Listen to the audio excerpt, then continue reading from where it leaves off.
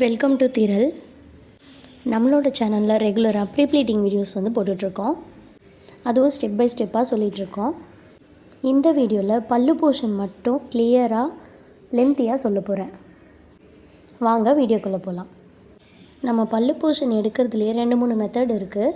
நான் நம்ம வீட்டில் நார்மலாக எப்படி எடுப்போம், கையிலே எடுப்போம் இல்லையா, அந்த மாதிரி எடுத்திருக்கேன்.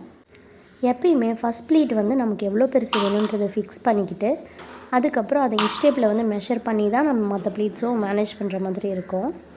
நான் ஃபஸ்ட் ப்ளீட் 4 இன்ச்சஸ் வச்சுருக்கேன். ஃபஸ்ட் ப்ளீட்டை செட் பண்ணிவிட்டு மற்ற எல்லா ப்ளீட்ஸும் லைனாக அரேஞ்ச் பண்ணிக்கணும். நம்ம பல்லு ஹைட் எடுக்கிறதுலேயும் ஒரு ட்ரிக் இருக்குது. பட்டு சாரீஸ் எல்லாத்துலேயுமே அந்த சுங்கு இருக்கும் கண்டிப்பாக.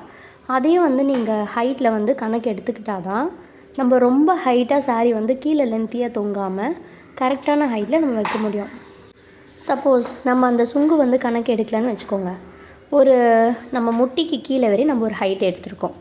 ஸோ அந்த சுங்கு கீழே நமக்கு எக்ஸ்ட்ராவாக ஒரு 2 இன்ச்சஸ் இல்லை 3 இன்ச்சஸ் இருக்கும். ஸோ நம்ம அதை மெஷர் பண்ணாமல் ஹைட் எடுத்தோம் அப்படின்னா அது கரெக்டாக நம்ம கொலுசு போடுற இடத்துலையோ இல்லை ஸ்லிப்பர் இடத்துலையோ படுற மாதிரி இருக்கும். ஸோ அதை மைண்டில் வச்சுக்கிட்டு தான் நம்ம ஹைட் எடுக்கணும்.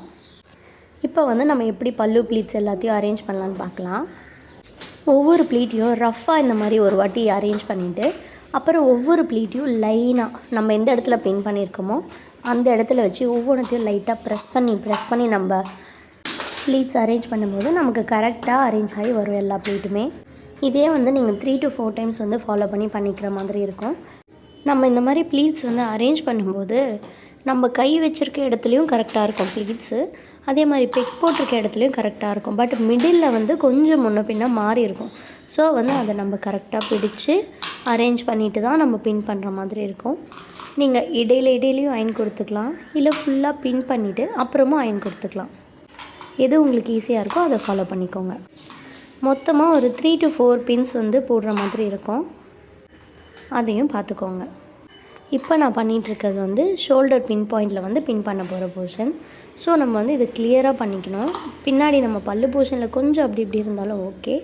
பட் ஆனால் இந்த போர்ஷனில் எல்லா ப்ளீட்ஸும் கரெக்டாக அரேஞ்ச் பண்ணி உள்ளேயும் கரெக்டாக இருக்கான்னு ஒரு வாட்டி பார்த்துக்கிட்டு அப்புறம் நம்ம பின் பண்ணணும்.